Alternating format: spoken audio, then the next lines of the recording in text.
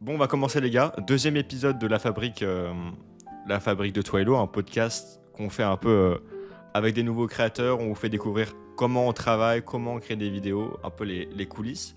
Et aujourd'hui, on est avec deux invités, donc qui font, on fait tous du contenu différent. Donc c'était ça un peu le but. Donc on a Levid qui va se présenter et qui fait du contenu sur la philosophie, et Rubnes. Son surnom, Bonsoir. c'est Ru, voilà. Et il fait du contenu sur l'horreur. Et voilà. Tu peux te présenter, Ru. Ok, salut. Moi c'est Rubdes. J'ai commencé les vidéos en avril 2024, donc cette année, et j'en sors à peu près une par mois. Et mon contenu principal, c'est justement, comme l'a dit Twilo, de la documentation autour de l'horreur et pourquoi pas les mystères de l'internet un peu plus tard. Et donc j'ai fait des icebergs qui ont plutôt bien marché, et voilà, on essaye un peu de se diversifier. Ok, ok, très stylé. Bah écoute, maintenant je vais demander au vide de se présenter. Alors salut, moi c'est Levid, ça fait quasiment, je pense, bientôt 1 an et demi que je suis sur YouTube. J'ai commencé à faire des vidéos de dev perso et maintenant je suis beaucoup plus axé sur de la philosophie. Voilà, et puis Ok. globalement, c'est vers quoi je vais tendre maintenant, des vidéos plus de type essai, mais ça reste relativement ouvert en fait, simplement. Voilà. Et je fais une vidéo une fois tous les... jamais en fait. Je suis absolument pas régulier en fait, donc j'ai pas de rythme. Ok. Bah ça, c'est des sujets intéressants dont on va pouvoir parler. C'est vrai que le rythme de publication. C'est vrai qu'en fait, là, je viens de réaliser, mais vous avez des rythmes comment dire, par exemple, moi je suis pas vraiment pas comme vous. Je sais que il y a un mois il y aura tel nombre de vidéos qui sortira, et basta, et on va faire en sorte de sortir les vidéos. Vous, comment ça se passe un peu le processus? Parce que quand on regarde vos chaînes, c'est un peu aléatoire les dates de sortie, j'ai l'impression. Tu veux commencer, Rumles? Ouais, allez, avec plaisir. Du coup, je ressors à peu près tous les mois, mais oui, c'est vrai que c'est pas pile, c'est pas la date pile, c'est pas le 22, mais oui, ça se joue toujours à 1 ou 2 semaines, mais voilà, on essaie de faire une vidéo par mois. Et après, je pense qu'il change aussi, si on est moins régulier, c'est parce qu'on a, enfin, je crois que toi aussi, le vide, tu fais tout seul, non? Ouais, Ouais, sauf la OK, ben, miniature. OK. Oui, ben, c'est pareil, les miniatures, j'ai un pote qui m'aide, et le script, ça dépend des sujets. Mais ma dernière vidéo, par exemple, c'est un pote à moi, Scorpio, qui l'a fait quasiment intégralement. Dédicace à lui d'ailleurs, s'il voit ce podcast. Et donc voilà, je Mm. pense qu'avant tout, la fréquence de publication dépend aussi des objectifs de chacun, et aussi de s'il fait tout seul ou s'il est accompagné. Ok, ouais, bien sûr. C'est vrai que là, il y Ouais, a pas mal de créateurs storytelling qui émergent et qui sont entourés d'équipes avec des copywriters, des monteurs, et forcément, ça va beaucoup plus vite. je suis assez d'accord sur ça parce que c'est vrai que travailler seul, forcément, ça prend plus de temps, ça paraît assez logique. Mais oui, aussi toute l'approche derrière et l'objectif. Donc, moi, en l'occurrence, pour répondre à la question, mon, mon rythme, qui est souvent une vidéo tous les 1 mois ou 3 mois, c'est que déjà, j'aime bien maturer les vidéos. C'est-à-dire que j'ai pas envie de trop me rush et de sortir une vidéo en 2 semaines où je travaille comme un malade dessus, dans le guidon, je vais tout droit, et à la fin, je me dis, je la poste parce qu'il faut que je la poste.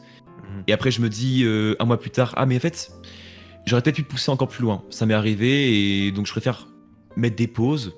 À un moment aussi, bosser sur une vidéo que je sortirai après, pour mieux retourner sur celle d'avant et commencer à un peu remettre en question ce que j'ai écrit et aller plus loin. Et donc forcément, c'est-à-dire que c'est plus du feeling. Je veux pas sortir une vidéo avec un rythme parce que justement, ça pourrait empêcher mon processus créatif euh, d'aller à son maximum, quoi. Ok. Bon, bah ça, c'était une petite question un peu d'introduction. C'était pas vraiment dans les questions que j'avais prévues, parce que il y a une bonne partie de questions que j'avais prévues pour ce podcast qui ont été choisies parmi tous les commentaires qui ont été posés sur les dernières vidéos, et j'ai fait des petits posts par-ci par-là sur Twitter et tout, et on a eu des réponses. Du coup, on va commencer comme ça. Et voilà, bon, je vous invite à choisir, c'est qu'on va commencer par Rumnes, un chiffre entre 1 et... Tac. Entre 1 et 9 pour la question, la première question. OK, disons 2. Ok. Alors, question très. Putain, c'est vraiment une question assez globale. Mais en plus, c'est marrant parce qu'on en parlait avant de commencer le podcast. Comment faites-vous vos vidéos? Donc, bon, là, c'est un peu global, mais la vraie question, c'est quel est votre processus créatif? Ok, donc dans l'ordre, c'est ça? Ouais, bah, par exemple, Enfin, Younes, forcément en ordre, mais... bah, on va essayer de faire une petite chronologie pour que les gens se repèrent un peu du début, l'idée, les recherches, le script, la voix off et, enfin, par Ok. exemple, après, vous pouvez avoir, ça se trouve, vous êtes des créateurs qui ont des processus créatifs un peu différents. Je sais qu'il y a des gens qui aiment bien scripter en même temps qu'ils rec. Le vide, il vient de le dire, il aime bien maturer ses vidéos. Donc, explique-nous et on va écouter. Ok, ça marche. Donc alors pour les sujets de vidéo, souvent je vais regarder... Enfin, à la base, j'ai toujours voulu faire des icebergs. Donc, pour les icebergs, j'ai simplement pris des thématiques qui m'intéressaient Ok. et j'essaie de demander aussi à l'entourage un peu, de leur demander si eux aussi ça les intéresserait. Et bah, ils m'ont dit oui. Donc ici, les thématiques en question, ce serait les maladies mentales et les sectes. Donc ça en fait c'est des idées que j'avais déjà eues avant. Donc c'est à dire que jusqu'à maintenant, j'ai jamais eu vraiment besoin de passer des heures et des heures. Enfin je l'ai fait quand même, mais Mhm. les sujets en question ne sont pas encore sortis. Mais j'ai pas eu besoin encore d'aller sur Reddit, sur YouTube pour chercher les sujets en question. Après j'ai quand même regardé un peu vite fait dans les autres pays ce qu'ils faisaient. Et effectivement c'est par exemple pour les icebergs ça avait déjà été fait aux États-Unis. Mais donc et ça n'a pas été fait en France, donc je me suis dit: «Allez, allez, on va partir sur ça». En plus, l'iceberg, c'est, comment dire? Un concept qui est super intéressant, Ouais. parce que oula, excuse-moi. Heu parce que en fait, l'iceberg, ça permet, de comment dire? De condenser plein d'informations et donc en fait, c'est assez facile de vulgariser. Donc après, un peu le piège, c'est justement de trop vulgariser et de pas assez détailler. Ça, on me l'a reproché, par exemple, pour les sectes. Il me semble que la vidéo, elle fait quoi? 30 ou 40 minutes, je sais plus exactement. Ok. Mais en fait, elle aurait pu en faire le double si j'avais, vraiment pris le temps de décrire et cetera les événements. Mais ça, c'est encore un peu ma difficulté. J'arrive pas trop à j'arrive c'est très facile pour moi de condenser, mais quand il s'agit de détailler, voilà, on essaie de bosser dessus. Donc oui, pour le script, je fais tout, d'un coup. Donc soit je me fais aider ou enfin, au début, je faisais tout seul. Maintenant, je me fais aider et je pense qu'aujourd'hui, ça dépendra des sujets. Les icebergs, je pense, je vais me faire toujours aider par un copywriter et Ok. peut-être, les autres vidéos, Heu, quand je vais chercher à me diversifier, je vais faire un premier test, où je vais, Un rédiger papillon. intégralement le script. Donc pour répondre à tout à l'heure à ta question, si on enregistrait sa voix en même temps, perso, non, je fais direct, tout le script. Après j'enregistre, toute ma voix et après, bah, c'est tout simplement, l'étape du montage, quoi et voilà. En tout cas, s'il y a bien une chose que je ne déléguerai jamais, je pense, c'est bien le montage parce que, dans l'horreur, c'est ultra important d'avoir sa marque Ouais, c'est vrai. et de vouloir, comment dire, faire vivre les émotions que tu as envie de faire vivre. Et je trouve que même s'il y a des monteurs excellents, je dis pas l'inverse, euh, c'est pas toi en fait qui fait la vidéo, tu vois. Et c'est pas toi en fait qui va transmettre les émotions, l'ambiance et tout que tu voulais faire à la base. C'est pour ça que sur l'aspect montage, ça c'est sûr à 100% qu'au niveau du processus créatif, voilà, ce sera toujours moi Ok. qui fera cette partie. C'est super intéressant parce que la majorité des créateurs avec qui je parle, mais en l'occurrence ils font pas de l'horreur, ils, ils mettent tout le temps en valeur le fait que le script c'est le plus important et à la limite la musique ça passe en deuxième. Mais c'est vrai que dans l'horreur en fait il y a vraiment des codes, l'ambiance en fait, un rush parlé avec ou sans montage ça change et le C'est montage peut ça, avoir ce rôle. je dirais que c'est limite l'inverse. Enfin, je pense que enfin les 2 sont ultra importants, on va pas se cacher, Ouais. mais je pense que tu vois une très bonne ambiance enfin non, il y a aussi la voix qui compte. Donc je pense que montage plus voix, heu, au niveau de l'horreur, uniquement je parle, Mhm. je pense que si t'as un bon montage et une bonne voix, si t'as pas un excellent script, c'est pas très grave, tu vois? Mais bon, le mieux c'est d'avoir les 3 qui sont au top, hein, je suis Ouais. d'accord. Ouais, je consens pas mal parce que j'ai fait un petit test sur une vidéo horreur sur une petite chaîne annexe. Et cette vidéo, elle m'a pris une journée à faire, tout compris, donc script. J'ai même tourné un peu des plans IRL, donc c'était assez intéressant. Et oui, parfois, juste couper la musique, euh, quand c'est des ambiances un peu paranormales, pourquoi pas répéter des mots un peu bizarre, mettre des échos, ça ajoute vraiment et ça plonge de fou, hein. Est-ce que toi, par exemple, le Voilà. vide, tu te sers de ces méthodes dans tes vidéos pour. T'as des petites combines pour plonger de plus en plus le spectateur? Bah, on va dire que c'est exactement ce que je me disais d'ailleurs en écoutant ce que vous disiez juste à l'instant. C'est que il y a toujours, je pense, une partie du montage qui va pouvoir aider. C'est-à-dire que bah, la musique, j'imagine. Moi, ce que j'aime bien, et c'est ce qui va venir sur peut-être pas la prochaine, vu que là, elle est en maturation, donc je vais voir s'il n'y aurait pas une avant. Euh, mais le doublage et faire vraiment une sorte d'immersion dans l'histoire où je vais prendre des personnes qui vont m'aider à pouvoir enregistrer avec des voix différentes de la mienne. C'est-à-dire que si je lisais un script et juste que j'avais ma voix seule, Mhm. il y aurait moins d'ambiance que si je demandais par exemple à une amie de faire une voix et à mon petit frère de faire la voix d'un enfant. Ça crée, je pense, une sorte d'immersion de temps. Bien évidemment, il y a la musique et tout ça. Après, pour revenir sur ce qu'on disait juste avant, avec est-ce que le script est plus important que le montage ou pas, je pense que ça dépend réellement de la chaîne. Parce que, Ouais. C'est ça. en fait, le script, selon moi, enfin, du coup, je vais aussi mettre mon processus de création, vu que c'est aussi la question de base. Globalement, ce que je fais, c'est que de base, je trouve un sujet, ce qui arrive de manière assez rapide. C'est-à-dire que j'ai un sujet que j'ai envie de faire, et il y en a beaucoup trop, et je me dis, bon, bah vas-y, bah, je me lance dedans, je fais des recherches. Selon si c'est un sujet plutôt typé philosophie, où il faut que je réfléchisse, c'est vraiment que je me pose, je parle avec des gens, et puis comme ça, on discute, ou je me renseigne un petit peu sur qu'est-ce qui a été écrit. Donc là, je peux par exemple lire un livre, ou juste simplement voir des vidéos, ou juste voir des commentaires, ou genre des thèses. Ou par exemple la vidéo sur internet que j'ai fait, c'était beaucoup de recherches historiques, donc là je me suis vraiment beaucoup renseigné en fait simplement sur tout ça. Après cette partie-là de recherche, je passe au script, donc là je fais une écriture où j'écris tout d'une traite, puis Mhm. une réécriture où je retourne les phrases, refais tout, et ensuite après là j'enregistre et je vais au montage, et après là juste au montage, bon c'est bordélique mais voilà. Mais simplement pour dire que cette partie-là que vous disiez sur le montage, genre mettre des effets et tout, bah moi par exemple je l'écris directement au script. Ouais, ok. Petite C'est-à-dire indication, que bord de page et tout. ouais c'est ça, c'est-à-dire que peut-être que, enfin je sais pas si tu fais ça du coup ou pas Rubness, mais pour moi oui le script reste important parce que bah c'est vraiment une sorte de squelette. Je vois ça comme une sorte de construction de bâtiment. Tu vas prendre les matériaux avec tes recherches pour après construire une maison et tu fais tout l'échafaudage avec ton script et tu commences réellement à mettre toute la forme de la maison en mettant ton montage, ta voix et tout qui va habiller en fait ce que tu as voulu construire. Mais je pense qu'on peut aussi le faire dans l'autre sens. Ça marche aussi, j'imagine. Ouais, c'est ça en fait, je voulais avoir un peu une réponse nuancée, mais les trois sont ultra importants, enfin, je répète, enfin, voix, montage et script.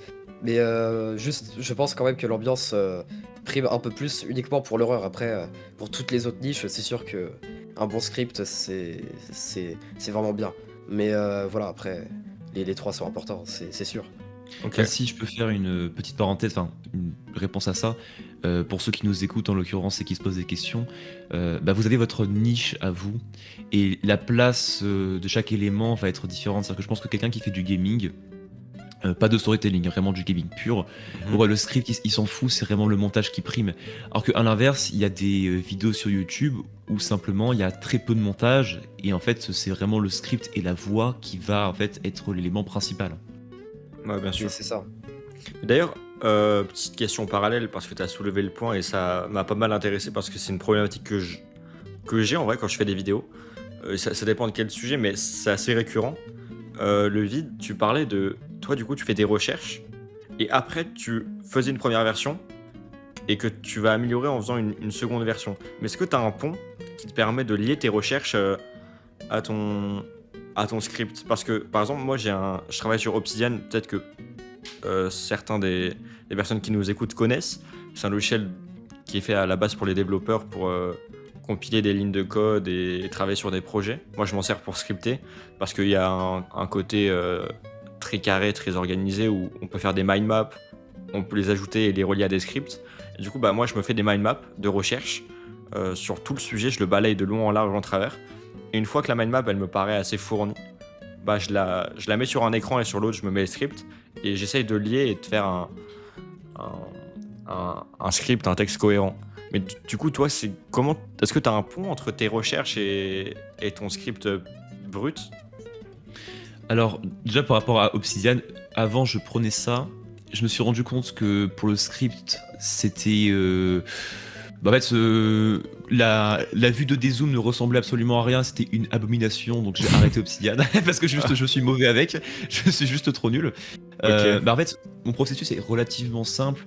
Euh, pour une grosse vidéo de recherche, comme celle sur internet que j'ai sortie, c'est globalement je prends un sujet et je vais aller voir des articles en allant sur Google Scholar et je vais aller voir en fait qu'est-ce qui se passe. C'est-à-dire que la partie de la vidéo sur internet, c'est que de base, il y avait que le bloc sur la dopamine.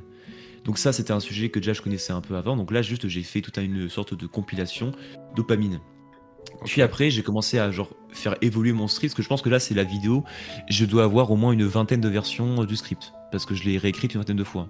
Ah, Elle quand m'a même. pris 3 mois à écrire. En fait, bah, c'était 3 mois, non, les 2 mois des grandes vacances dernières que j'ai vraiment passé entièrement à faire que écrire. Et j'ai fait le montage après sur la toute fin en 2 semaines. Mais Ah ouais, quand même. le lien entre les deux, c'est que je m'immerge réellement dans la vidéo et j'écris en fait de manière par bloc. C'est-à-dire que je fais mon plan. Mhm. Là, j'écris les trucs qui me viennent un peu en tête au début. Donc, je fais tout ça. Puis, je fais en même temps parfois des recherches. Parce que, en fait, je pense que. Je sais pas si vous, c'est ça aussi, mais faire qu'une seule chose pendant des heures, c'est un peu fatigant, genre du montage ou du script. Donc, passer d'une tape à une autre peut aider.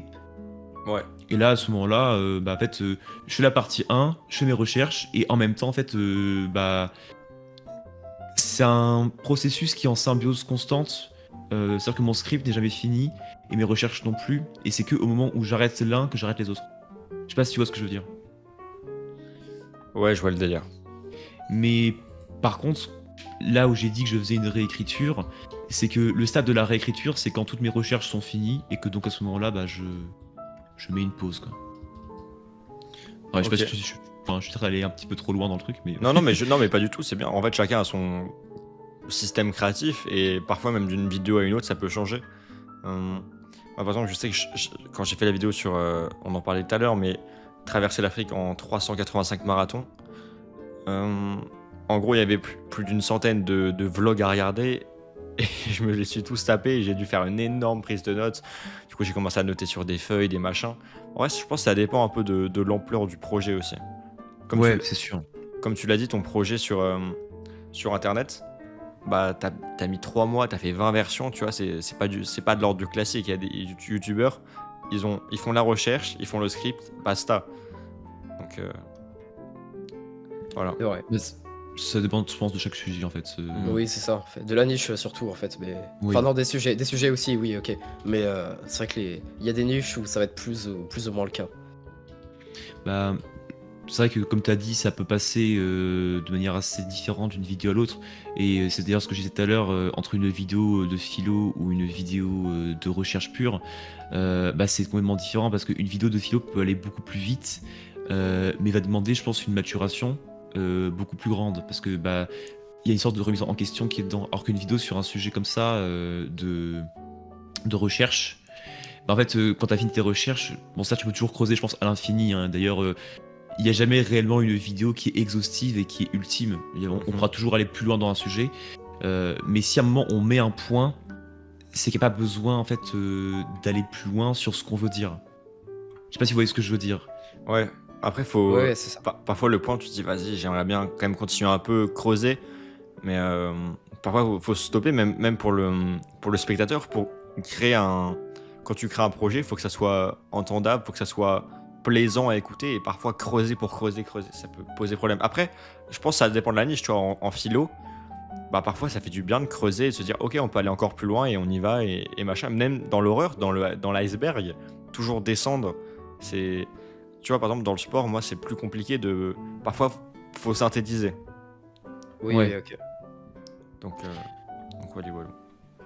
Bah c'est Non, mais c'est très réel ce que tu dis. Enfin, je pense d'ailleurs que c'est aussi un des problèmes que les gens peuvent avoir parce que bah, vu que ce podcast il répond à des questions, s'il y a bien une chose enfin, un défaut que beaucoup de gens ont et que j'ai en l'occurrence sur YouTube, c'est le perfectionnisme. Sachez que vous ne pouvez pas faire une vidéo parfaite et vous allez forcément regretter votre vidéo dans 3 mois. Euh, donc, mettre un point effectivement peut être un moment aussi une bonne solution pour avancer sur YouTube. Ouais, bien sûr. Mais c'est Après, vrai, j'allais justement en parler du perfectionnisme. C'est vrai que t'en as, après le problème c'est, comment ça s'appelle? C'est oui, comme vous l'avez dit et comme tu l'as bien dit, le vide, c'est après t'es déçu plusieurs mois après. Après, ok, déçu, je pense que c'est un peu le stade extrême, mais tu vois en fait plus les erreurs que t'as fait avant, tu vois, parce que t'as plus progressé. Donc ça, c'est une bonne chose, tu vois, de voir les erreurs que t'as faites dans tes anciennes vidéos. Mais, euh, mais comment dire? Oui, après, c'est sûr que si t'es trop perfectionniste, ça peut te mener au burn-out et arrêter complètement les vidéos YouTube. C'est comme un mec aux US, je sais plus du tout son nom, mais je me rappelle qu'il y a 5-6 ans, il faisait des vidéos uniquement sur le jeu vidéo Fortnite. Et en fait, ces vidéos, elles tapaient des 5, 10, 15, 20 millions de vues. Et, mhm. et c'est ça, en fait, le perfectionnisme l'a mené à sa perte, puisqu'il a complètement arrêté du jour au lendemain d'arrêter de faire des vidéos. Ouais, Ouais, et dans YouTube, t'as un peu ça aussi de se dire, bon bah, t'as fait un projet, c'est cool, c'est quoi le prochain? Il va être mieux, c'est toujours plus. C'est Bien sûr. Et en fait, parfois c'est un peu compliqué. Tu vois, par exemple, moi en décembre, bah, je me suis dit, bah, tu sais quoi, Twilo, tu te poses. C'est décembre, les RPM sont plus hauts, t'as plus entre guillemets droit à l'erreur. Enfin, je l'ai pris un peu comme ça. Et du coup, je me suis laissé un peu plus de liberté. J'ai sorti quasiment une vidéo toutes les semaines sur des sujets que j'ai un peu que j'avais un peu mis sous le tapis. Et je me dis, bah, certes, c'était pas mal de travail quand même de te proposer une vidéo par semaine entre 10 et 15 minutes, voire il y en a une qui fait quand même 20-25 minutes. Mais le montage était peut-être moins abouti, le script peut-être moins recherché.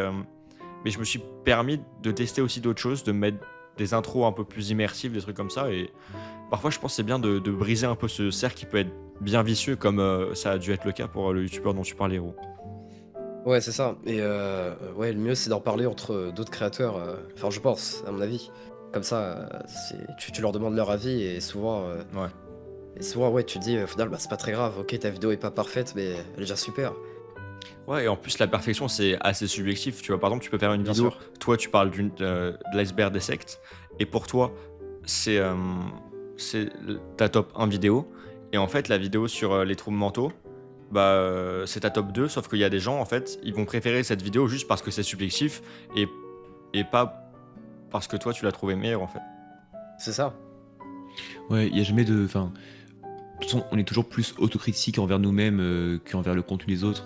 Et c'est normal en fait, mais c'est d'ailleurs même je pense aussi un bon signe de à un moment bah, ne pas être aussi fier un an plus tard et être un peu dans ce sentiment de cringe, à se dire ah c'est ça ce que j'ai fait il y a un an, ah yes, c'est pas si ouf que ça en fait au final. Heureusement qu'on l'a parce que ça montre aussi qu'on évolue. Mais Ah. les gens continueront d'aimer vos vidéos même si vous commencez à vous dire que elles sont nulles en fait. Ouais, c'est ça. Si vous devez retenir un truc, c'est vraiment faites les choses bien, ok, mais ne soyez pas trop dur envers vous-même.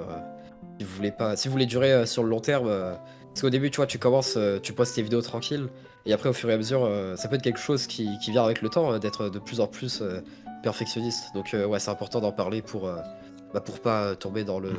comme le youtubeur américain dont je parlais plus tôt. Ouais, bah, c'est intéressant d'avoir vos avis un peu, et même plus que vos avis, vos retours, votre expérience sur comment vous créez vos vidéos. Ça, c'est ultra important parce qu'il y a des youtubeurs qui ont besoin de se rassurer avec ça, je pense, de prendre un peu les infos d'autres créateurs, de comment ils font pour trouver un peu leur méthode et leur manière de fonctionner. Vas-y, maintenant le vide, je t'invite à choisir un numéro entre le 1 et 9, sans le 2. 7. Ok, tac, 9, 8, 7. Qu'est-ce qui différencie un texte ok tiers d'un texte exceptionnel? En mode, pourquoi on est subjugué par les textes d'ego, TGR, etc. Sinon, super travail, GG. Je lis le commentaire d'un abonné.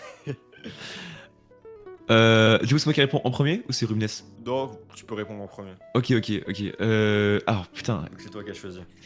Alors, Déjà pour répondre à la question par rapport à The Great Review et à Ego, si je devais faire une sorte de petite analyse de leur script, déjà TGR dans le podcast qu'il avait fait avec Zach en roue libre, je crois, Ouais. il avait expliqué à un moment comment il faisait, et juste lui c'est un ravagé, c'est-à-dire qu'il fait tout en même temps.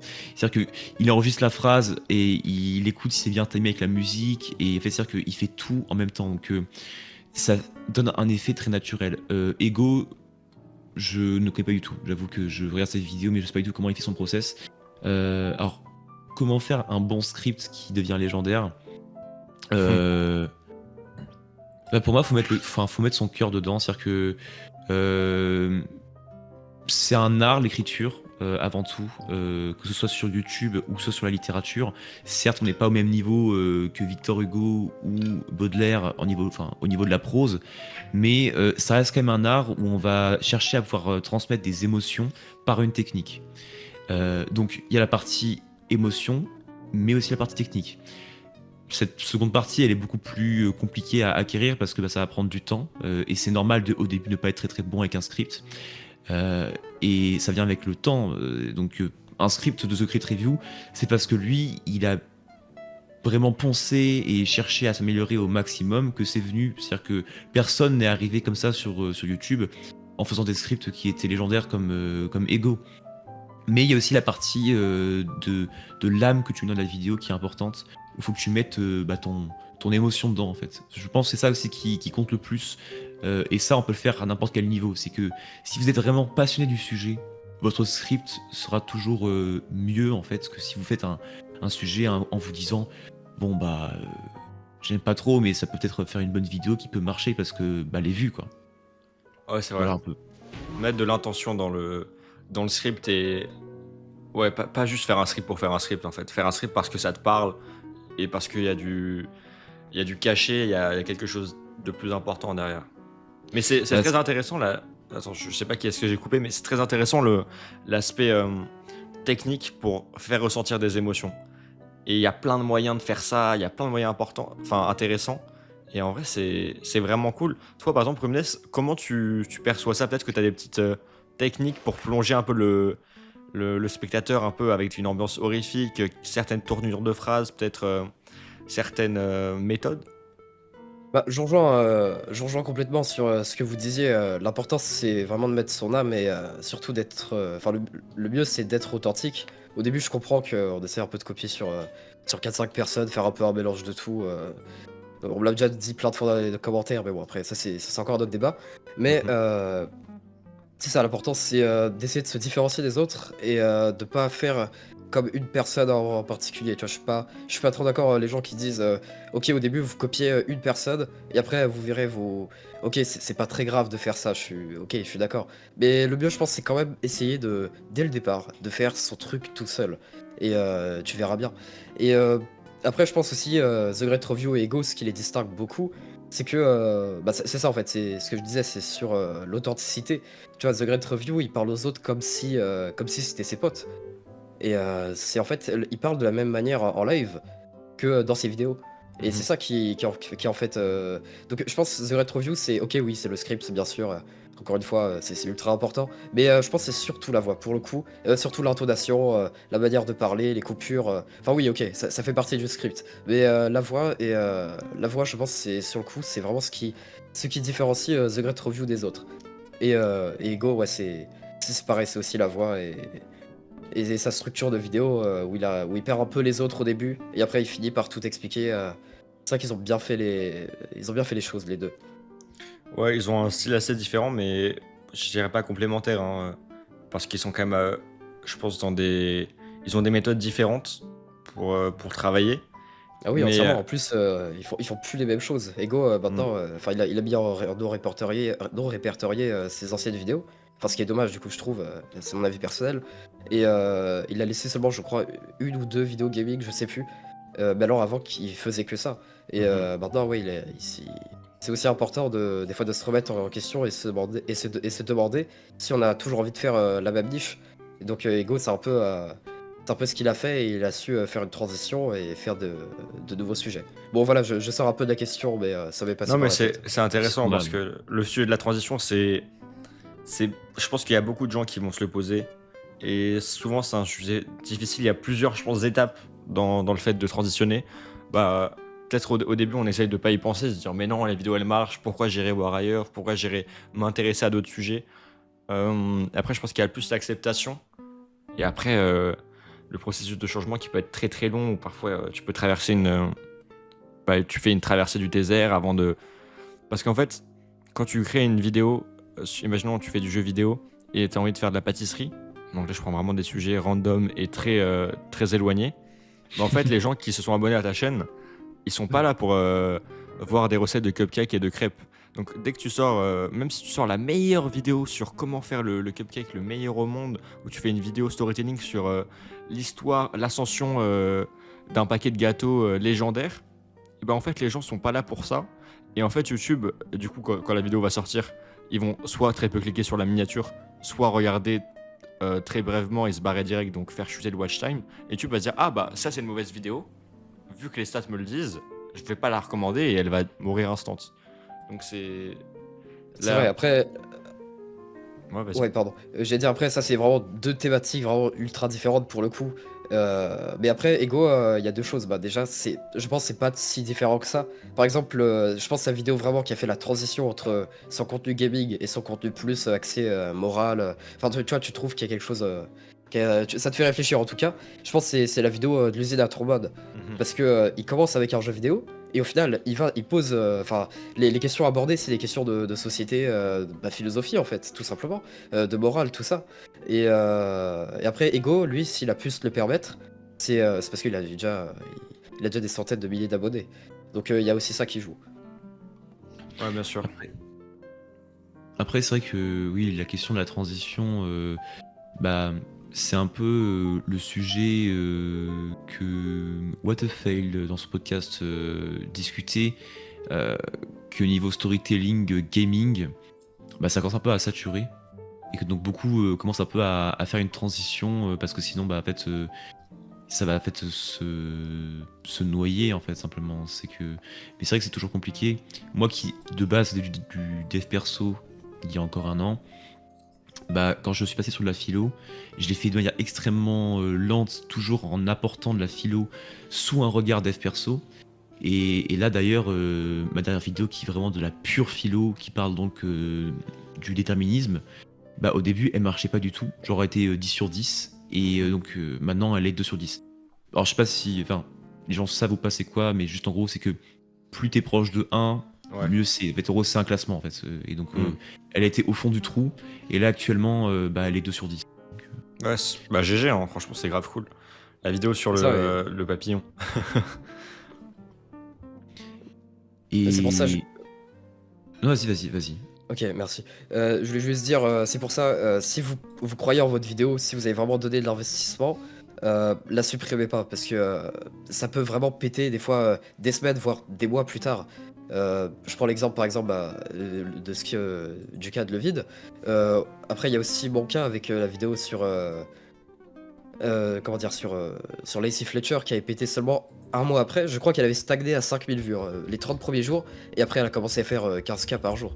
Donc si vraiment vous croyez en votre vidéo, la supprimez pas direct, attendez franchement plusieurs mois et après vous verrez.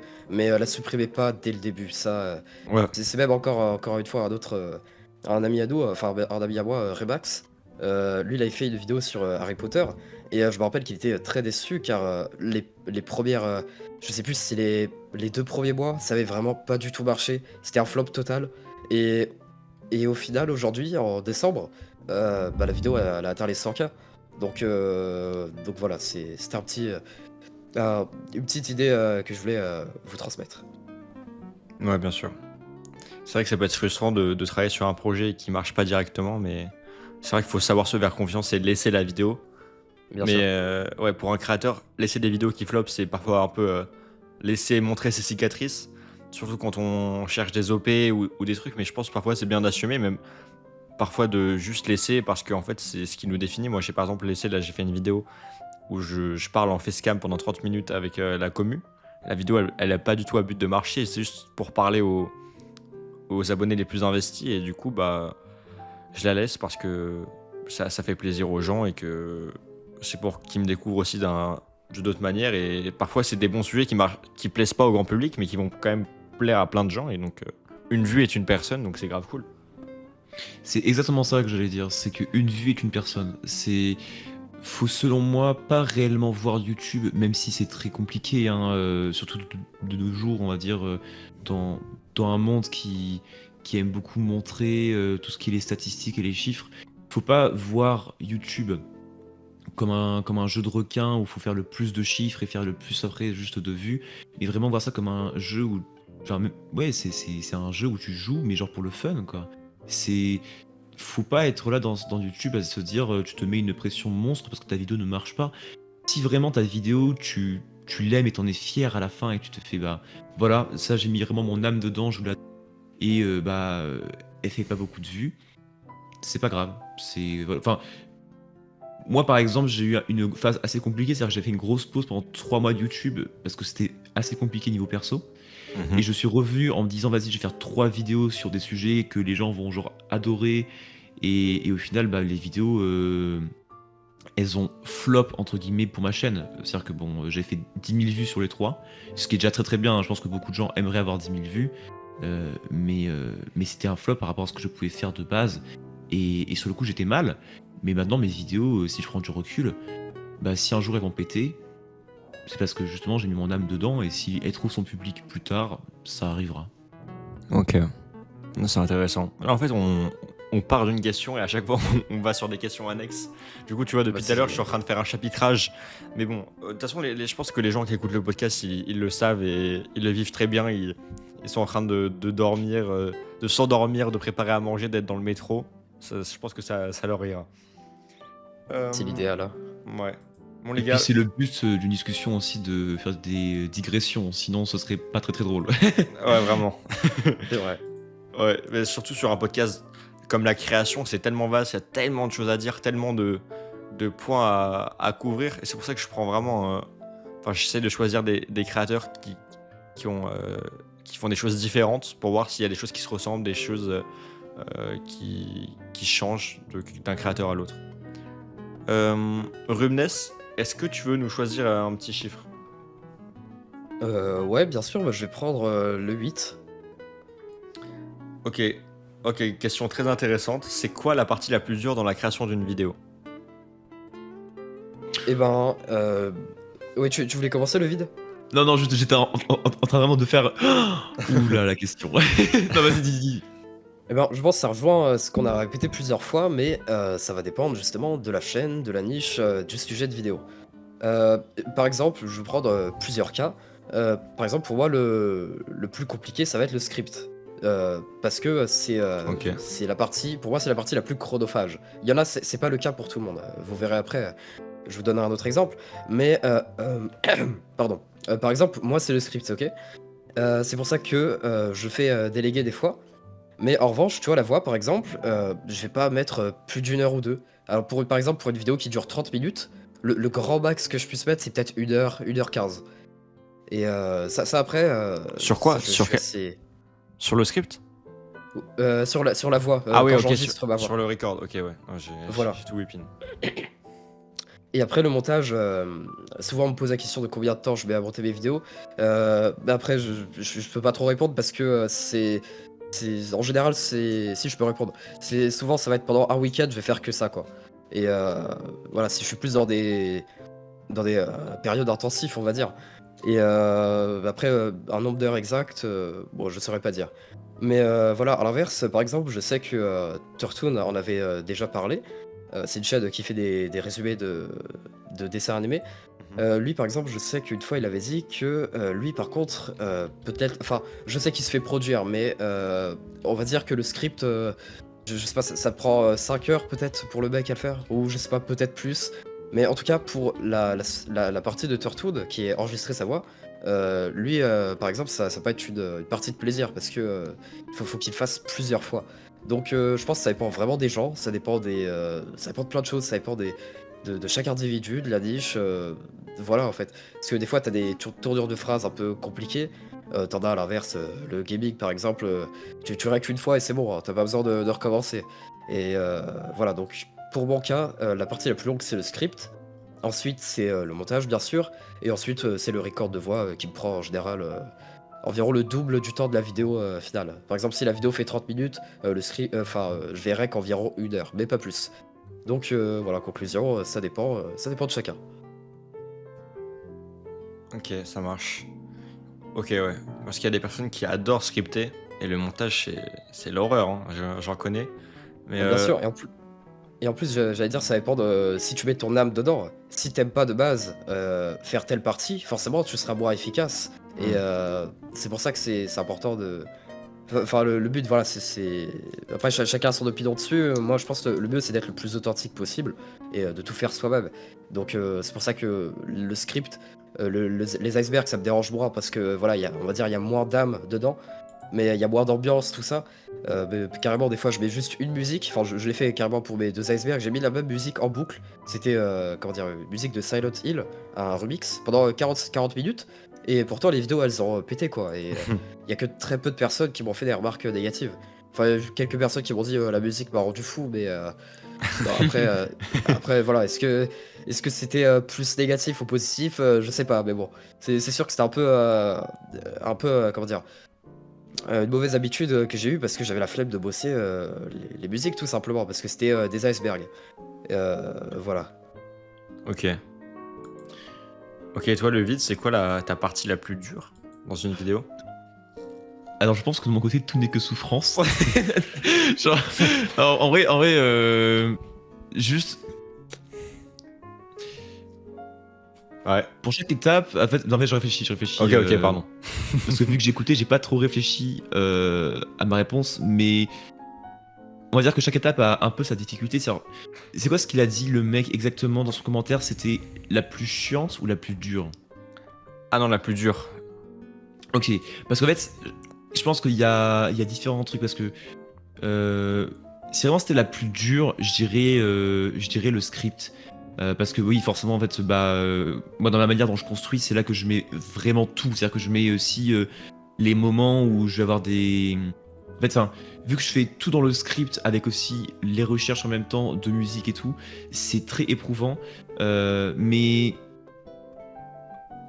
l'enregistrement est une partie qui est vraiment compliquée pour moi parce que si vous avez connu mes premières vidéos et même d'ailleurs encore aujourd'hui, j'ai 2-3 soucis d'élocution et en fait plus j'avance dans mon enregistrement, plus je m'épuise, plus je parle vite et plus mon rec est dégueulasse. Et au final, c'est-à-dire que l'enregistrement, c'est une épreuve. Vraiment, j'y vais vraiment en reculant. Parce que, à la limite, l'avantage du script, c'est que quand j'ai fini mon script, je suis un peu en mode ah bah c'est cool, j'ai fait un truc plutôt bien, et puis maintenant là je vais pouvoir avancer. Quand je dois enregistrer, c'est l'épreuve de ma vie. Hein. C'est vraiment juste. Ouais, je comprends. Le pire, c'est je pense après le dérush où je dois réenregistrer tous les trucs. Là, ça me saoule. Comment ça, le dérush? Tu réenregistres des parties? En fait, ce que je fais, c'est que je fais. Enfin, ma vidéo est toujours segmentée en différents chapitres, donc j'enregistre chaque chapitre. En globalement, je pense que. Moi, je sais pas, 1x2, je pense que je fais un x3 par rapport à la durée du rush, souvent. Et juste, j'enregistre à chaque fois tout, en fait. C'est-à-dire que, imaginons, je fais une phrase, je suis pas en train d'enregistrer la phrase, couper, réenregistrer la phrase. Non, j'enregistre les phrases et genre, je fais tout. Comment ça s'appelle imaginons, je dois dire, je mange des bananes. Si je dois prendre 30 fois je mange des bananes, il y aura un rush où il y aura 30 fois la phrase. Et après, comme ça, je pourrais redécouper et garder les différents mots de la phrase qui pourront mieux s'emboîter parce que je fais ça sur Audition et pas sur Premiere. Et donc, parfois, je peux zoomer vraiment à la fibre près de la courbe d'audio pour racoler en fait des phrases. Alors que, genre, il y a 3 mots qui sont absolument sur des phrases que j'ai dit à des moments absolument différents. Donc, mais mon moment de dérochage est extrêmement long, pour le coup, sur l'audio. Je sais pas si c'est vraiment le bon terme, dérochage, mais... Si, c'est des rushs. T'as ton rush brut et tu vas le dérocher pour. Comme un sculpteur qui sculpterait dans un bloc. C'est le début en vrai. Tu façonnes ta vidéo et après tu le montes, tu rajoutes tes transitions, des machins, tu l'habilles. Ouais. Mais ouais, parce que il y a d'autres personnes qui vont dire ah moi le dérochage je m'en fous. Je prends ma petite IA parce que maintenant il y a plein de créateurs qui, je pense, qui vont être concernés, mais tu peux prendre une petite IA qui te permet en fait de cutter tous les blancs et tous les et tous les voilà. Et en gros, il y en a qui pouvaient mettre par exemple des journées à faire ça, et maintenant, en 2 clics, bah c'est fait quoi. Je pense que le sujet de l'IA est assez intéressant, on pourra en parler J'allais après, dire je la sais même pas si chose. tu dedans. Mais pour juste revenir là-dessus, pour pas qu'on s'éparpille, je pense aussi que bah en vrai c'est comme tout, on va vraiment beaucoup le répéter, mais ça va dépendre de chacun parce que moi c'est l'enregistrement qui me fait chier le plus parce que c'est pas fun. Mais peut-être qu'il y a des gens qui vont vraiment kiffer ça. Et aussi, ça va dépendre de la vidéo, même en plus de la personne. C'est-à-dire qu'il y a des vidéos où bah, il y en a une que j'ai carrément arrêtée parce que les recherches et le script étaient infâmes. C'était juste pas possible parce que Ok, c'était ouais. trop dur. Même si je pense que je vais quand même essayer de la refaire à un moment.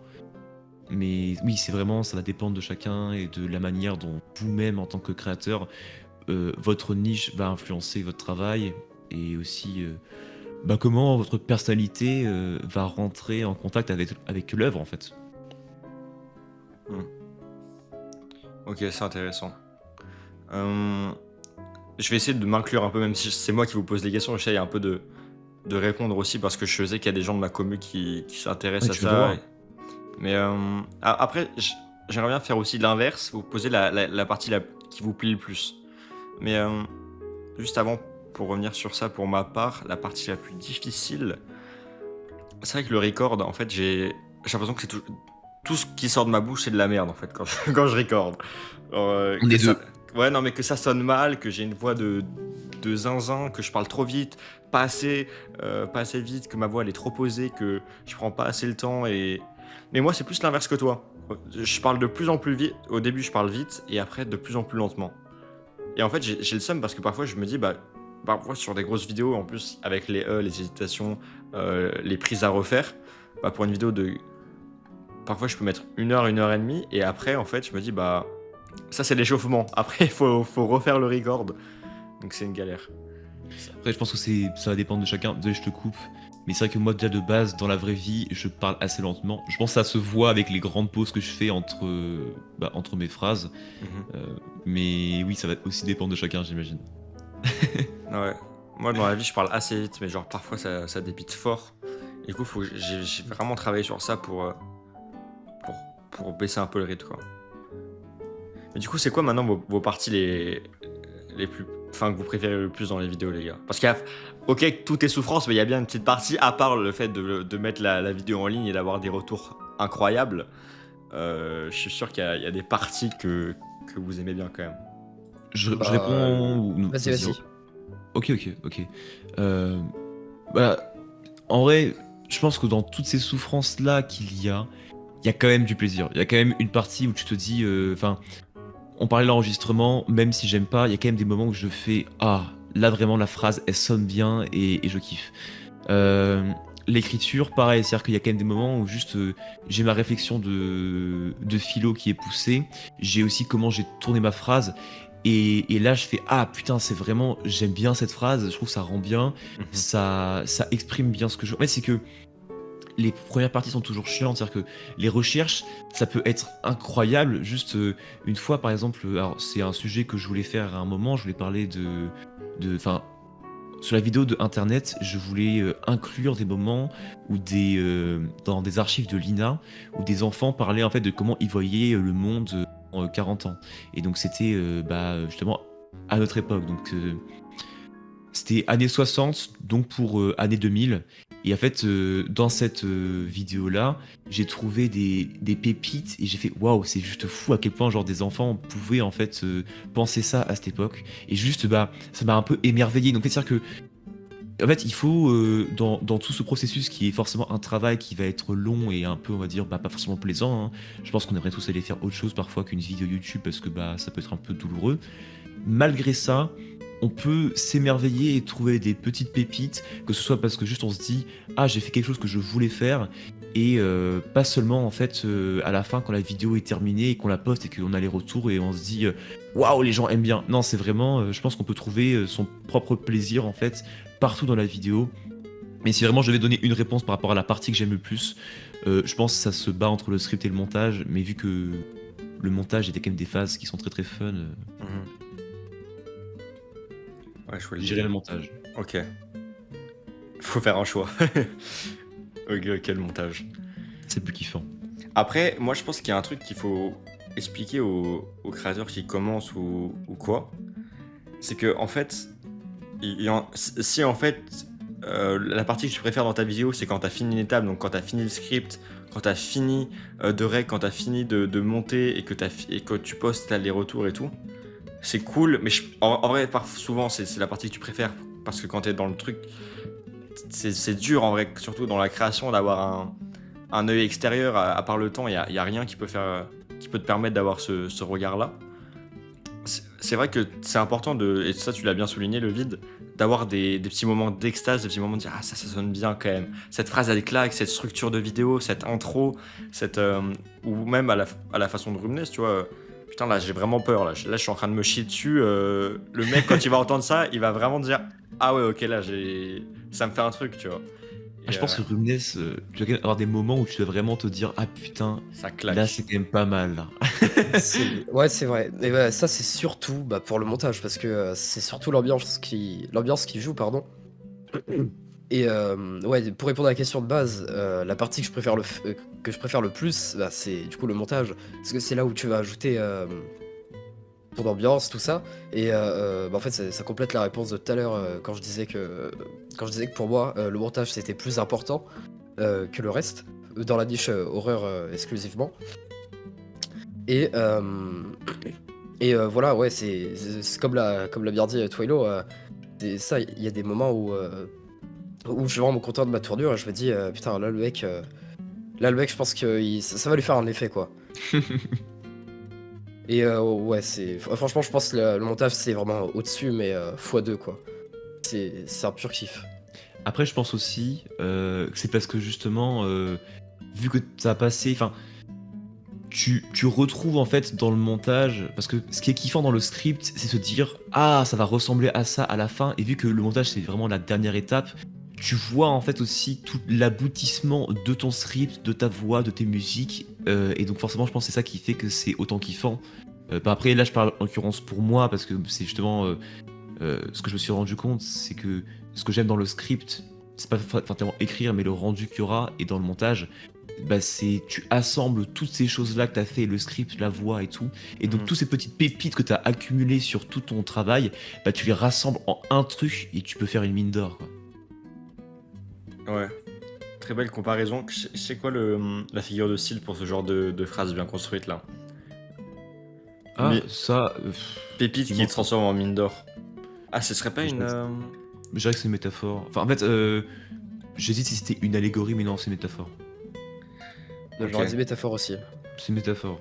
J'avoue que, enfin, moi je fais étude de philo, pas de lettres, et je suis gaze dans tout ça. J'avoue que. Bon, bref, qu'importe, qu'importe. Aussi, j'avais un truc à dire que j'y ai pensé par rapport à ce que tu disais tout à l'heure, Twelo. C'est pour les créateurs, ça veut pas forcément dire que vous ne pouvez pas être content à la fin de votre vidéo. Heureusement qu'il faut enfin, il faut être content à la fin. Mais juste, faut pas que cette fierté vienne du fait que ce soit la fin du travail et que les gens vous fassent des retours positifs. Il faut réellement que ça vienne de vous. De Ouais. toute façon, sinon ça marchera pas en fait, hein. Si vraiment il n'y a pas une passion dans ce que vous faites et que c'est juste pour l'argent, bah ça va être compliqué, hein. Ça va être compliqué. Je suis d'accord. Ouais, j'ai connu des personnes, et ça se trouve, vous allez les reconnaître, hein. Je pense pas que ce soit une bonne idée de dire les noms, mais qui étaient motivés que pour l'argent. Moi, je pense que c'est un choix qui se respecte, d'autant plus que ça va être encore plus dur pour eux. Donc, force à vous, les gars, ceux qui sont intéressés que par l'argent. Parce que, en fait, il y a des fois où YouTube, c'est instable, c'est en dents de scie, même si vous arrivez à être monétisé, même si vous arrivez à générer un revenu. Euh, Si t'as pas la passion et l'envie parfois de se renouveler, même quand ça va pas du tout, c'est un peu dur. Mais ouais, je pense que l'argent, c'est une bonne question. Faudra peut-être en parler sur un podcast. En vrai, là, il y a d'autres questions intéressantes, mais vous avez tous les deux évoqué la question de l'IA. Ça vous dit qu'on en parle? Bien sûr. Bien sûr, j'avoue que j'ai un sujet, enfin c'est vraiment un sujet que j'adore, donc Ok, t'as un sujet en préparation dessus? Tu veux nous le teaser un peu? Bah en fait c'est simplement que enfin c'est un des sujets de philo que on bosse aussi en fait dans mes cours. Ok. Enfin, pas en l'occurrence l'IA, mais on parle beaucoup du transhumanisme et donc de qu'est-ce que l'homme face à la machine. Et donc c'est vrai que l'IA, c'est un sujet que j'adore. J'aimerais en faire une vidéo, bien sûr, dessus, mais je vais encore attendre d'avoir plus de connaissances sur le sujet et de philo, parce que enfin, je pense que toute question de l'IA, et peu importe si on fait de la philo ou pas, c'est toujours une question de rapport à l'homme. Il faut comprendre d'ailleurs aussi qu'est-ce que c'est réellement que être humain et quelle est sa place à cet outil par rapport à nous. Ouais, bien sûr. Bien sûr, je vois le délire. Euh, Ok. Toi, je pense que ce qui est intéressant, c'est de voir comment l'IA vous sert dans la création de vos vidéos, peut-être dans le... Au-delà du processus post-prod, le J'avais processus... déjà essayé, et franchement, je me dis, c'est pas trop intéressant parce que j'aime bien des fois aussi faire mes recherches moi-même. Des fois, il va te dire il va te dire vraiment n'importe quoi. Je pense que pour l'instant, l'intelligence artificielle, ça se fait de plus en plus, hein. Là, il me semble, il y a une semaine, il y a une nouvelle feature qui a été ajoutée dans ChatGPT où maintenant il te cite les sources de là où il a pris l'info. Ouais, Et avant, t'avais d'autres IA qui le faisaient, mais ChatGPT ne le faisait. Enfin, ouais, ChatGPT, l'IA que tout le monde connaît, ne le faisait pas encore. Et là, elle commence à le faire. Donc c'est vrai que c'est un pas en plus, mais euh, mais voilà, je pense pas qu'elle est assez compétente pour l'instant pour remplacer la recherche d'informations. Mais c'est ça en fait. Là, je pense que le vide est beaucoup plus calé que moi sur le sujet. Mais la question de se demander, est-ce que l'IA va remplacer les youtubeurs? Ou alors est-ce que l'IA va remplacer les monteurs, tout ça? En fait, je pense je sais pas, s'il faudrait peut-être faire un sondage ou ça pourrait être ultra intéressant de se demander, est-ce que les gens regardent des vidéos YouTube aussi parce qu'il y a un humain derrière. Est-ce que s'il y a un robot derrière les vidéos, est-ce que les gens continueront de regarder? Ou alors est-ce que ça leur... Bah, je sais pas, est-ce que il y aura un gros blocage? Parce que perso, je pense que si un jour il y avait des chaînes uniquement faites à l'IA, j'accrocherais pas du tout. Enfin, après, bien sûr, je sais pas quel sujet sera abordé. Ça se trouve, l'IA pourra s'auto-améliorer et trouver des sujets incroyables. Mais je pense qu'il faudrait qu'il y ait toujours un humain derrière. Et je sais pas ce que mm. vous en pensez, mais est-ce que vous regarderez une vidéo, je pense, est-ce que vous regarderez une vidéo si elle était complètement faite par l'IA? Bah, j'ai vu une vidéo passer avec Donald Trump et plein de personnalités, c'est que de l'IA, hein. Et c'est bien fait. Après, je pense que en fait, l'IA, c'est un pantin et en fait, c'est l'homme qui se permet de lui dire quoi faire et de... Par exemple, il y a un rappeur qui s'appelle Kasha qui a fait un clip totalement réalisé par l'IA récemment. En vrai, je pense que ça a une importance. Faut pas l'ignorer, faut pas se mettre des œillères parce que l'IA, ça arrive en fait, hein. Même pour les miniatures, pour plein de trucs, ça aide. Moi, je m'en sers par exemple pour quelques miniatures. Maintenant, j'ai pris même un Miniamaker qui m'aide pour ce que je préfère et que c'est mieux. Je pense que vous deux, vous travaillez avec des Miniamakers et vous le savez, mais ça rend souvent mieux. Et, mais ouais, pour la partie recherche, moi, je t'avoue que j'ai du mal, ChatGPT ou autre, de me servir de ça. Et je fais plus ça à la main, en vrai. Toi, Luvi, tu te sers de l'IA ou pas dans ton processus? Alors vraiment, quasiment pas du tout. En fait, c'est vrai que là, je réfléchissais, mais je me dis, mais à quel moment j'utilise de l'IA? Et en fait, je pense que la seule chose que j'utilise, c'est pour l'outil de Premiere Pro, pour rallonger une musique ou la raccourcir. Parce que parfois, Ouais. juste ta musique ne tient pas sur la durée, donc tu veux la rallonger un petit peu, donc tu utilises ce truc-là qui remixe la musique et qui juste redécoupe bien pour que ça se replace bien. Après, sinon, j'en ai utilisé par le passé. Je me souviens juste d'une vidéo où j'avais utilisé. Je crois que c'était la vidéo. Alors j'ai tellement changé le titre que je sais même plus c'est laquelle. Je crois que c'était Vous ne serez jamais heureux ou un truc comme ça, ou Vous n'échapperez jamais à la matrice. Et j'avais fait générer un Andrew Tate IA, parce qu'en fait c'était un peu la trend de Andrew Tate qui parlait toujours de la matrice. Et j'étais encore dans le dev perso et mon intro parlait d'Andrew Tate. Ok. Mais sinon, non, vraiment, je l'ai utilisé une fois à un moment. Déjà, c'est sur les recherches. Je l'avais utilisé dans la vidéo sur internet, dans un moment de désespoir. Je me souviens, genre, j'étais tellement fatigué que j'étais en mode est-ce que tu peux m'aider sur ce sujet-là et pour le coup, ça m'avait aidé. Mais pour tout ce qui est du script, du montage ou des miniatures, bah là c'est plutôt, on va dire, je pense, mon avis sur l'IA et chacun a son avis. Mais comme on parlait tout à l'heure de mettre de l'âme dans sa vie, l'IA n'a pas d'âme et ça se voit d'ailleurs.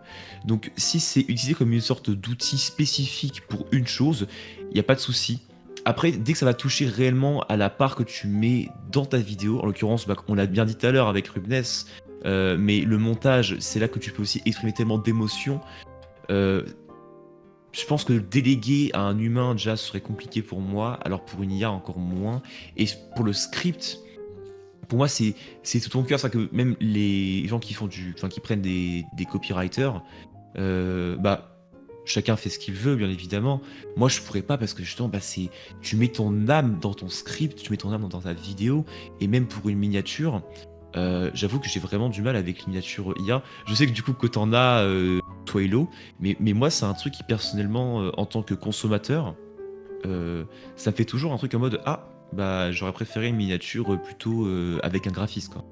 Et je pense que chacun a son avis dessus et je suis pas en train de dire que mon avis est le vrai ou quoi que ce soit.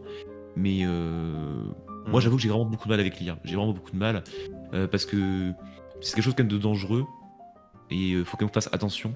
Mais une IA qui fait que du spécifique, genre en l'occurrence l'IA de Premiere Pro qui est juste remix un truc, ou une IA qui peut par exemple, je sais pas, aider à faire des... un bon exemple serait Artlist que j'utilise, qui est un moyen, enfin c'est une banque de données avec Ouais. beaucoup en fait de musique, de clips vidéo. Bah tu peux en fait rechercher par thème, c'est-à-dire que genre tu mets un thème, j'imaginons j'écris vidéo sur internet, et ben en fait c'est l'IA qui va chercher dans la base de données. C'est pas elle qui va faire un choix à ma place, c'est juste un outil. Je sais pas si vous voyez ce que je veux dire, en fait la différence entre l'IA qui fait tout et Je vois, l'IA je qui vois. est un outil. Voilà, c'est mon rapport à l'IA, on va dire. Ok. Ouais, après, tout le jeu, moi par exemple, quand je fais des vidéos et que je. Enfin, les minia maintenant, ça va plus être le cas en 2024, sauf si pour quelques exceptions. Mais en fait, le but, c'est que ça ressemble pas à l'IA, en fait, au maximum. Tu vois, l'IA, il y a des côtés un peu dérangeants où ça se sent trop parfois et j'aime pas du tout cet effet-là. Parfois, du coup, j'essaye vraiment de mettre des efforts dans le fait de dompter un peu l'IA avec les prompts et les trucs. Mais j'aime pas trop, en fait, quand ça se voit que c'est de l'IA. Ouais, c'est ça. Et j'allais dire, justement, ce que j'allais dire, c'est que des fois, il y a des miniatures, c'est fait à l'IA, mais tu le sais pas. Tu as l'impression que ça a été fait par un mec derrière, mais pas du tout. Ouais, ça c'est le jackpot, mais bon, c'est dur en vrai de faire des miniatures où on se dit oh c'est pas l'IA. C'est vrai. Bah après parce qu'aussi des gens retouchent un peu parfois juste les miniatures et donc en fait c'est-à-dire que tu regagnes entre guillemets une sorte de d'âme en fait dans l'IA. Il y avait un youtubeur américain que j'aime vraiment énormément. Alors j'ai oublié son nom parce que j'ai vraiment, je pense, dû voir un podcast de lui qui parlait et deux trois vidéos, mais j'ai juste perdu le nom. Peut-être qu'on le mettra en description, j'irai le retrouver après et comme ça, juste pour ceux qui cherchent, vous le trouverez. Ok. Et le mec est dans un storytelling de malade parce que par exemple, il a fait une vidéo sur Ryan Reynolds, donc l'acteur qui joue Deadpool, voilà, pour son plus grand rôle. Et en fait, simplement, toutes ces vidéos sont faites, c'est-à-dire qu'il n'y a pas de script, il prend des extraits d'interviews, de répliques de films, et donc c'est-à-dire que c'est la personne qui raconte l'histoire.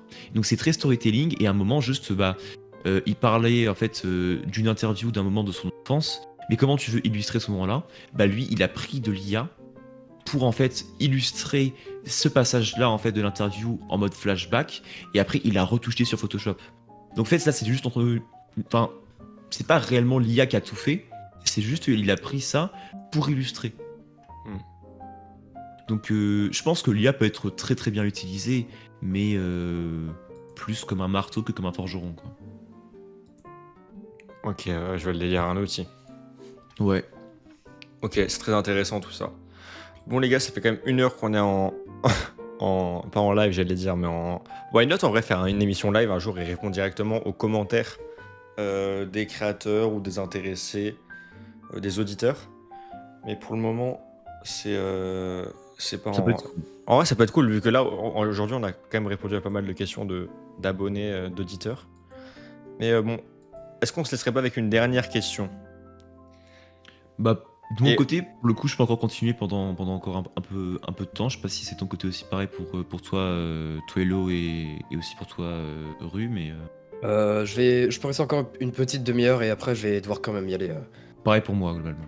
moi, c'est genre, une petite question et après, parce que je vous avoue, faut que je finisse le déménagement, tout ça, c'est un peu de galère. Ok, ça marche. Pas de Mais- soucis, Pas pas de de soucis. soucis. Mais une question très intéressante, pas besoin de dire au hasard, je pense que je l'avais un peu gardé un peu pour le dessert. Mais qu'est-ce qui vous donne qu'est-ce qui vous a donné au début de commencer le storytelling et de faire des vidéos globalement? Alors, je commence le vide. Vas-y, commence. Bah en fait c'est ça, c'est un peu raconter des histoires à ma sauce et en fait partager les expériences, les trouvailles que j'ai eues en cherchant des sujets sur internet et transmettre en fait par exemple pour les icebergs ça va plus être ouais, transmettre des petites connaissances. Bon après c'est pas non plus voilà c'est pas non plus des sujets très approfondis mais c'est quand même enfin je trouve intéressant et c'est voilà donc c'est sa première raison et la deuxième raison c'est aussi transmettre comment dire faire comme un film en fait faire passer des émotions et tout et faire flipper le mec ça c'est mon but aussi pour certains types de vidéos et je pense que bah, toi le vide ça doit être pareil pour transmettre un message sûrement enfin peut-être. Euh, Je pense que ça a changé avec le temps. C'est-à-dire que bah, quand j'ai commencé réellement, alors c'est beaucoup plus personnel, mais c'est vraiment parce que dans ma vie ça allait pas trop et ce que je faisais dans ma voie j'allais prendre pour mes études ne me plaisait pas, donc je voulais trouver une porte de sortie. Donc ça c'est vraiment on va dire plutôt la raison de pourquoi j'ai commencé YouTube. Et surtout parce que genre c'était un rêve de gosse quoi. C'est-à-dire que j'avais avant une chaîne YouTube et donc j'ai toujours voulu être youtubeur. Et il y avait aussi ouais, ce sentiment de parler de sujets que j'aime bien et d'inspirer en fait. Je voulais donner de l'espoir à ma génération et c'est encore le cas. Je pense que ça c'est la chose qui est toujours restée. Maintenant après de être youtubeur en tant que métier pas forcément. Mais oui, la volonté qui m'a poussé sur YouTube, c'est inspirer ma génération et faire du contenu en fait qui aide les gens. Réellement, c'est tout mon objectif. Malgré le fait que bah on peut tous se tromper et que c'est tout le combat de YouTube d'ailleurs en fait de faire des vidéos, c'est que tu as tout ce poids quand tu veux aider réellement les gens et que tu sors du divertissement, bah il faut bien le faire. Et prendre la parole, c'est un peu prendre le pouvoir. C'est un prof de philo à moi qui m'avait dit ça. Il faut faire attention quand on prend la parole. Donc mon but c'est de faire le mieux. C'est d'essayer de faire le mieux en fait réellement. Et ma motivation à chaque vidéo, je dirais plus, c'est de faire un truc qui me plaît, que j'ai envie de voir sur YouTube. Mm. Et Ouais. après aussi, surtout d'aider les gens. Euh, mais voilà, en fait, je pense de toute façon que tout le monde sur YouTube fait ça globalement. C'est les passionnés font des vidéos qu'ils aimeraient voir. Ouais, ça c'est pas mal revenu quand j'ai parlé avec j'ai eu la chance de parler avec pas mal de créateurs et il y en a beaucoup, c'est leur argument, c'est je voulais ces vidéos-là sur YouTube, elles n'étaient pas là et je les ai faites. C'est stylé en vrai, hein, C'est quand beau. même, c'est une bonne réponse. C'est beau. C'est exactement ça, ouais. Bah, je sais plus si j'allais dire un peu la même chose au début, mais je te rejoins complètement, c'est exactement ça. Mais c'est d'ailleurs aussi, je pense, ce qui fait que YouTube est quelque chose de magnifique. C'est que quand c'est réellement fait pour ça, c'est là qu'on voit réellement à quel point c'est quelque chose de profondément humain. Parce qu'on veut juste partager réellement des choses à nous. Et on a cette chance de nos jours de pouvoir le faire grâce à YouTube. Et ça rassemble des communautés, ça réunit des gens autour de passions communes. Et c'est juste beau en fait, parce que c'est juste fait parce que nous on aime ça. Et donc ça rassemble beaucoup de gens qui aiment la même chose que nous. C'est vrai, très beau. Ouais, belle conclusion. Ouais.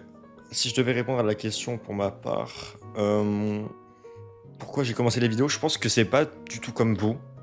C'est en fait moi j'ai toujours fait des vidéos depuis très longtemps, genre vraiment genre très petit, où genre mon idole c'était un peu Man vs Wild et du coup bah je prenais une cam et j'essayais de faire un peu de la survie. Man vs Wild c'est un mec qui a fait des expéditions filmées où il allait dans des biomes sur la Terre et il, il explorait en fait plein d'endroits plus ou moins dangereux, souvent Je très vois qui dangereux c'est. même. Voilà, et il y a eu beaucoup de polémiques sur le fait que c'était fake. Bon, malheureusement, je me le suis pas avoué pendant des années, mais apparemment c'est vrai.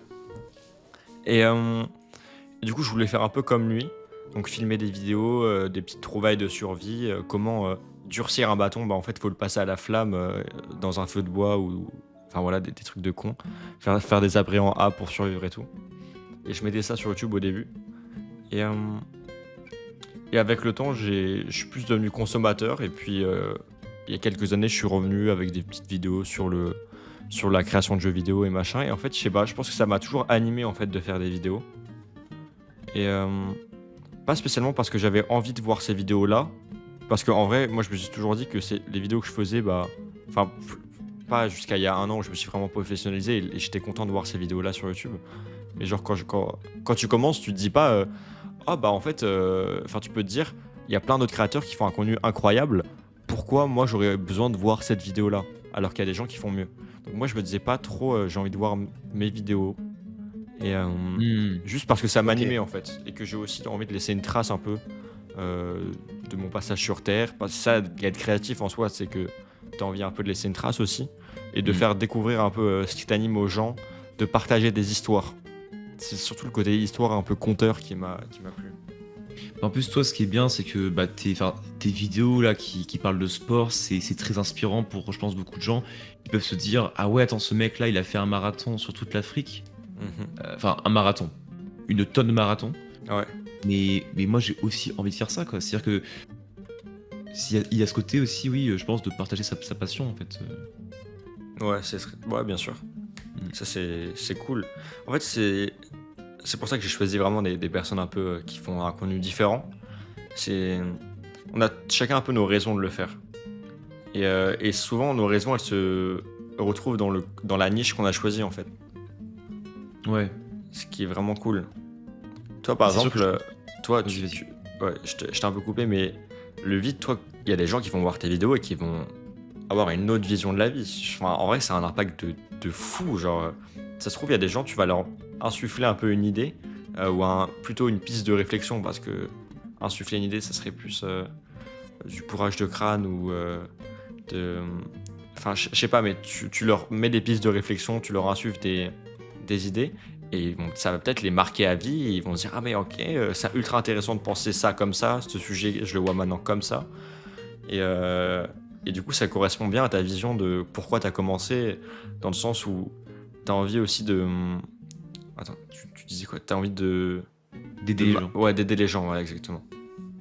Bah ouais, enfin, c'est vrai qu'en plus plusieurs fois, alors je sais pas si vous ça vous est arrivé, enfin j'imagine que non sur le gaming ou sur l'horreur, mais plusieurs fois j'ai reçu des pavés, mais genre des mails de mecs qui me disaient mais mec mais t'as changé ma vie quoi. Et genre juste j'ai reçu même des mecs qui m'ont dit mais mec juste enfin, j'allais me suicider ce soir-là, j'ai vu ta vidéo et ça m'a Putain, à ce point-là? ah mais j'ai parfois été tellement troublé parce que j'ai vu et c'est ça gros genre qui est beau et c'est ma vidéo sur internet, j'avoue que j'ai hésité à ne pas la sortir parce que juste je voulais arrêter YouTube aussi à ce moment-là, mais en fait c'est en voyant tous ces commentaires et toute la passion qui se partageait avec les gens que j'ai fait mais non, en fait je peux pas lâcher en fait parce que déjà numéro 1 j'aime ça et numéro 2 il y a des gens ça les aide réellement en fait quoi. Et Ouais. ouais, il y a vraiment toute une beauté que j'aime pouvoir partager, en fait, une vision qui, selon moi, semble être la bonne. Et mon but, c'est justement de la partager et de ne pas l'imposer, pour justement que les gens puissent découvrir et commencer à penser par eux-mêmes. C'est ça vraiment qui m'importe le plus, on va dire, dans ma démarche de vidéo de philo, quoi. Ok. Ok, bah c'est ultra intéressant. Ouais, c'est très vrai. Bon, les gars, je pense qu'on a répondu à plein de questions. J'espère que ceux qui nous écoutent ont été contents. Je pense que ça serait intéressant de vous revoir sur d'autres prochains podcasts de l'atelier. Enfin, attends, ouais, l'atelier. Et même mixer un peu les invités qu'on a déjà eu. On a eu Idrios, on a eu Davix, on a eu C'est pas la Astre. fabrique. C'est la fabrique, mais en fait, si, c'est ça, mais la série de vidéos s'appelle l'atelier en fait. Ah d'accord, ok. Donc, en Non, gros, quand je parle avec des créateurs, c'est l'atelier. Et genre, tu vois, j'ai posté une vidéo random sur comment j'ai fait une vidéo, bah c'était juste un épisode un peu hors série, quoi. Ah, ok. Mais je suis trop content de cet Ouais, moi épisode-là. aussi. C'était vraiment intéressant. On a parlé de plein de trucs avant de partir en vacances. Je sais qu'il y en a qui vont écouter ça pendant les trajets pour aller voir la famille, je sais pas où. Et du coup, c'est vraiment cool. Ouais, profitez bien de ces moments aussi, genre de fête pour chill. À tous les petits youtubeurs qui nous regardent, lâchez YouTube Studio et puis profitez vraiment de ces moments-là.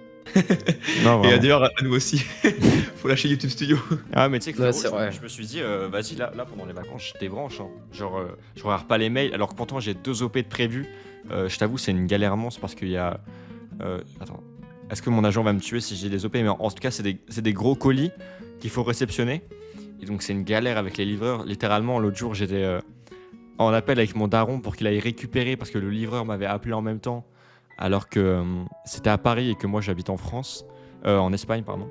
Ah, c'était Ah oui, la galère, quoi. Ouais, une Ouais, galère. Mais du coup, je vais essayer quand même de débrancher un peu. Vous allez, Oui, faire, mais- vous allez faire ça, les gars, ou pas pendant les vacances là? Et ben, Alors, vas-y. Non, vas-y. Ok, ça marche. Et ben moi, je veux dire, je suis entièrement d'accord avec vous. Mais moi, justement, c'est plutôt l'inverse parce que là, je suis un peu enfin, je fais des études à côté. Et donc, en fait, j'ai pas trop le temps en général. Enfin, là, si, ça va plus être. Je vais plus être dispo pour faire des vidéos. Mais justement, les vacances, depuis septembre, c'est un peu le seul moment où je farme les vidéos. Et après, je complète vite fait le week-end si je peux.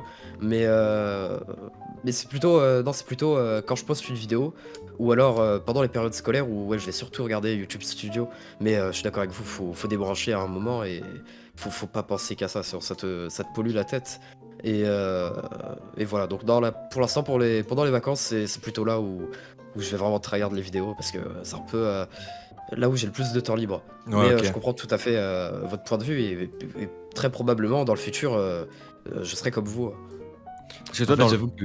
Vas-y, Non, vas-y. désolé, Lévi. Non, mais en plus, Ok. tu voulais parler avant. Ok. Bah, en fait, pour rebondir, je pense qu'il faut débrancher pendant les moments entre guillemets plus chill de Noël et tout. Mais moi, enfin pareil que toi, je suis en études. Là, je ressors de 2 semaines de partiel sans toucher à YouTube.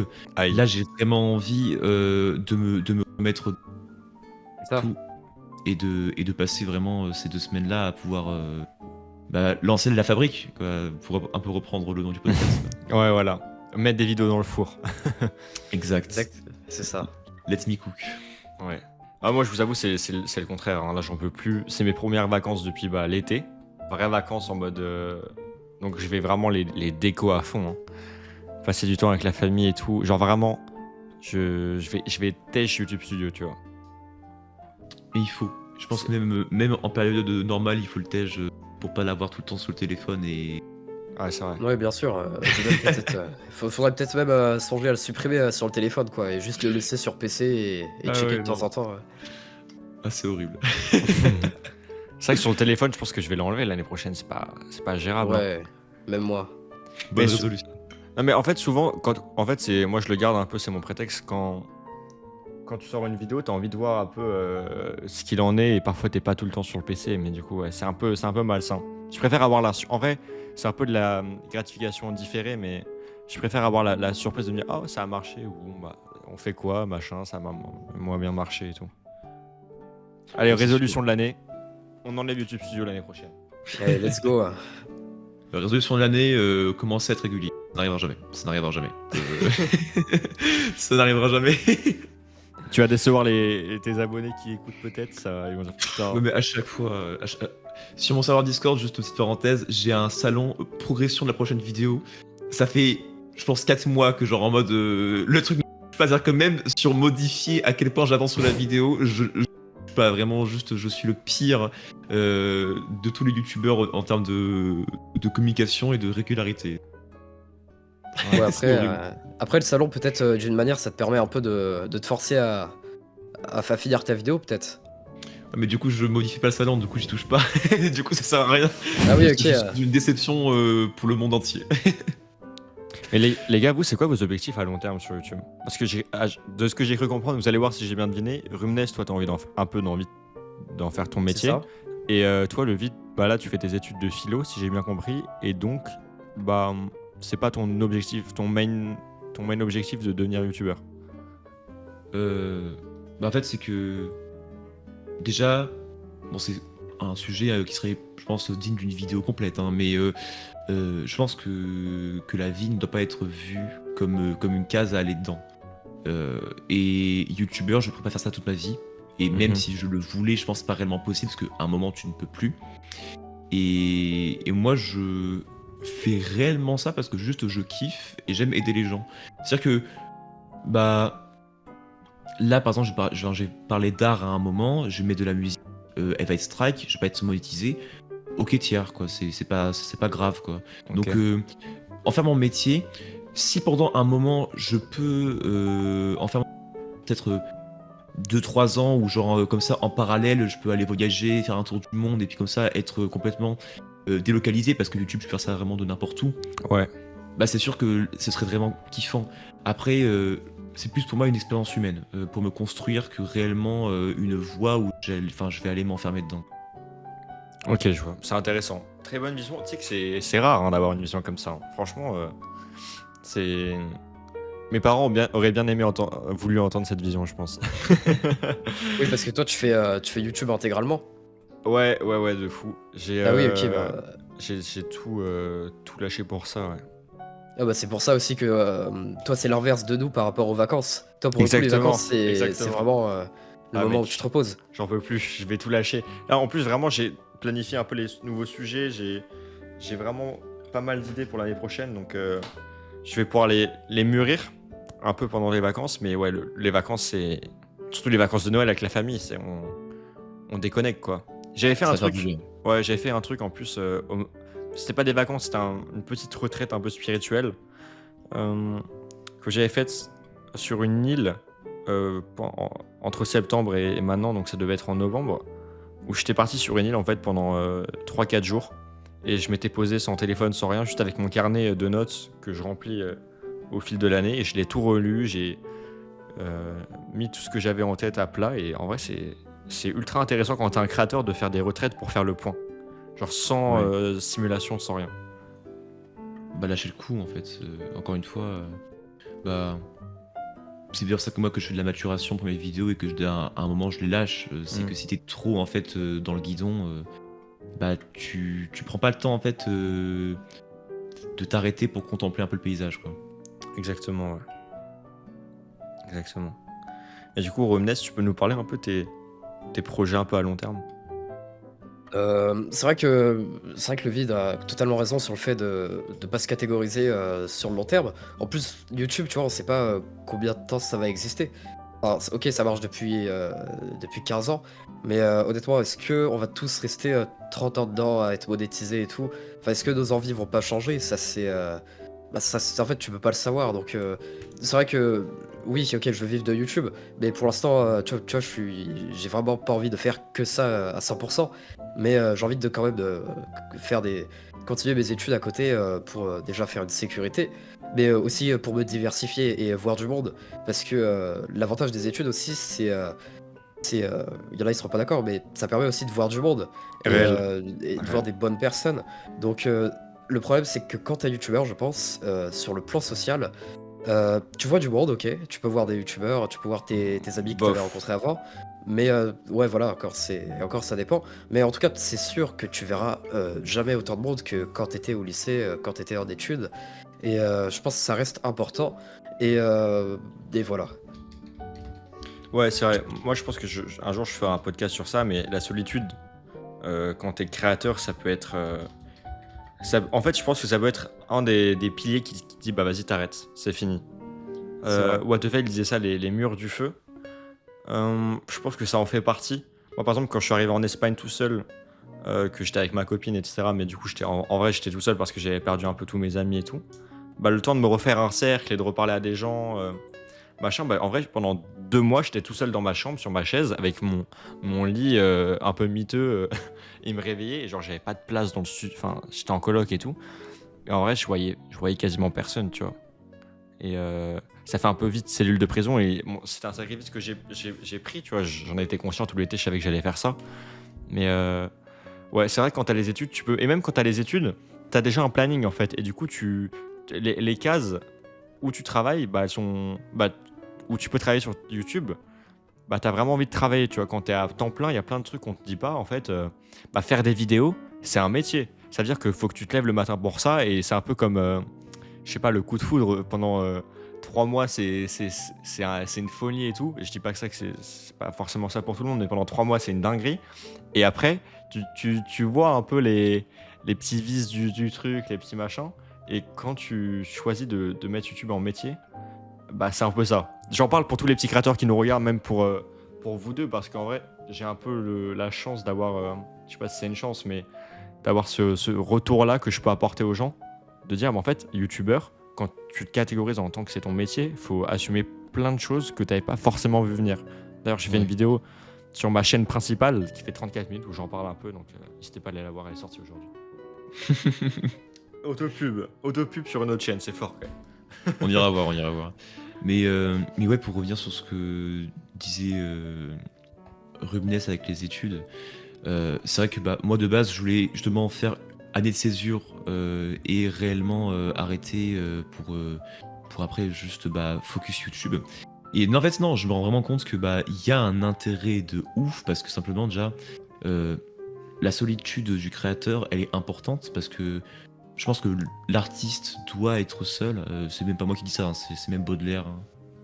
Et, et c'est vraiment important en fait d'avoir cette solitude. Mais si tu sors du monde, c'est vraiment différent. Tu peux pas en fait, je pense, réellement parler. Enfin, presque plus par rapport à moi qui parlais en l'occurrence de dev perso et de philosophie. Sortir réellement de la vie et parler de la vie, c'est compliqué. Mais là, c'est plus pour moi qui parlais en l'occurrence de philosophie, quoi. Et surtout, oui, tu rencontres des gens. Et en fait, comme je disais juste avant par rapport à moi, mon rapport à YouTube, qui c'est plus une sorte de passion que réellement une case où je vais aller dedans et en faire toute ma vie, bah si je mets ma vie de côté pour YouTube, bah, bah t'arrêtes de vivre en fait. Et en fait, ce cadeau qu'on a de pouvoir être sur Terre actuellement, faut l'apprécier à 100% et jamais faire un sacrifice qui ferait que tu détruirais ce que tu as de plus cher en fait à tes yeux pour simplement une petite partie qui peut être une passion à côté. Ouais, je vois. C'est intéressant, c'est nuancé. Moi, je m'étais dit, quand j'avais commencé, c'était pas sûr que je puisse en vivre et tout. J'avais pas de plan B. J'ai décroché des études, enfin, j'ai arrêté. Et je me suis dit, bah, tu sais, je pense que je sais pas si tu connais la petite histoire de Napoléon qui est sur l'île de je sais pas quoi. Sainte-Hélène.